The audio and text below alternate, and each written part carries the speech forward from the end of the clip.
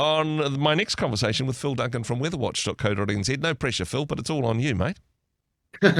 No worries at all. It's quite funny you're talking about the cooking hot stuff on a hot day.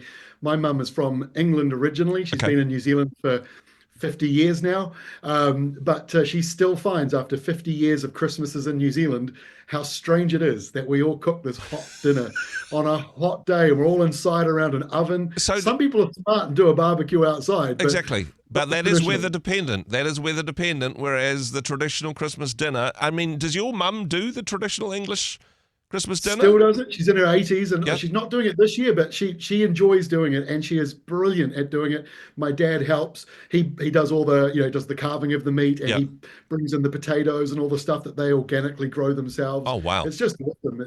It puts me to shame every year. It does. It does sound very good, and well, hey, we'll know where to go for Christmas. I have fond memories Yes. of Northern Hemisphere Christmases. My family and well, my wife and I and our children lived there for 6 years. We had a white Christmas, and best Christmas ever would have to be. We went to the vicar's house because we were foreigners in a foreign land. So they says, "Oh, come over, have Christmas with us."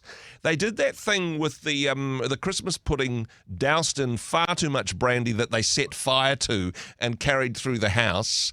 And then one of their sons started a food fight. It was a fun Christmas, I tell you. But then again, it was really cold, so it was okay to be doing hot food and things on fire inside in the middle of the day. It kind of made a little bit more sense.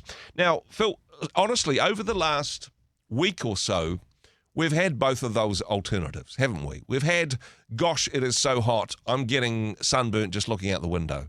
And we've also had, it's muggy and it's miserable and it's chucking down with rain. Now, of course, we're slightly less than 2 weeks out from Christmas, so no guarantees on this one. But what is Christmas Day looking at? Best guess, Phil. Yeah, first of all, the disclaimers.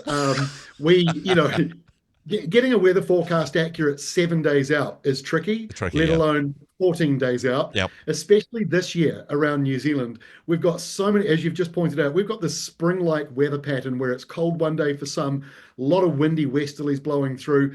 And sure, there are some places like Hawke's Bay where it's been like summer, Yep. lots of hot, dry heat, but it's like a spring pattern around the country. Got a Christmas weather map behind me for those who can see it. Yep. Obviously, if radio you can't, but basically what it shows is, I don't know if you remember the old ad, I think it was Sarah Lee back in the 1980s, Yep. layer upon layer upon layer. And it was Yes. an ad where they showed you how they made their food. The Well, the puff weather pastry. map Yeah. Yeah. behind Yeah. Ah, it's the same thing. So we've got one layer up in the tropics. That's where all the low pressure is, all the thunderstorms, all the potential cyclones. Hmm. Then between the subtropics in New Zealand, we've got a belt of high pressure. So that's kind of the invisible brick wall in the sky, stopping those tropical lows from coming our way. Yep. And then we've got in the New Zealand area, a westerly flow, which is what we've had recently. And south of New Zealand, big storms. So Wow. the weather map that we've got for Christmas Day looks very similar to what we've got kind of this last week. So I'm not 100% sure what Christmas Day will hold, but the current thinking is that there'll be a large amount of dry weather around the country, still a westerly flow. The cloudiest and coolest weather looks likely to be in Southland, Otago, and Fiordland and West Coast, Hmm. which is no surprise to probably most of those people. Yeah. And also probably the highest risk of showers in that southwestern corner of the South Island, parts of Southland included in that as well. So it means that eastern areas could be very hot, but we've still got to wait to lock this in. And so the big Yeah. thing that we're Yeah. trying to lock in is the high pressure zone over the Tasman Sea. Where will that be on Christmas Day? If it's right over the top of us, we've got settled weather. If it's slightly offshore, we're in for a windier burst. So we'll be locking that in probably next week, certainly when we talk next week. Exactly. I mean, you're a meteorologist, not a time traveller. That is a forecast, not a satellite map of it is going to be happening on Christmas Day. Yes, Things may that's change. exactly it. To bring a Christmas metaphor into this, it's a little bit like a trifle, isn't it? You got your fruit and Yes. jelly at the bottom, and then you've got your sponge cake, possibly with or without more brandy. And then your custard and your cream and your strawberries on the top. Can I just say, for those who are watching this on YouTube, as we get below Australia and down to the south, are those snow flurries? Are those snow flurries at the bottom there?